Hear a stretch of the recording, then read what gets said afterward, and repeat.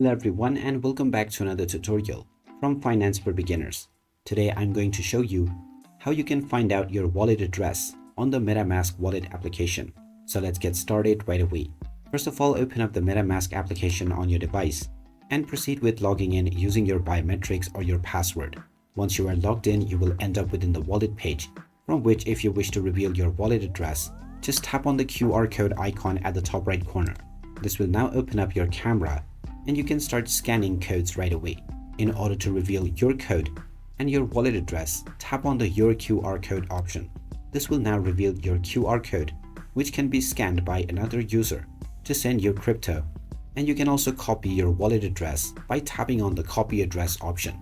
You can then share this with any person who wishes to send you crypto, and they can use this address to send you the desired crypto right away. And there you have it. That is how easy it is to find your wallet address on the Metamask wallet app. If you find this video helpful, don't forget to hit that like button and subscribe to our channel for more useful tips and tutorials. Thanks for watching, and I'll see you again in the next one.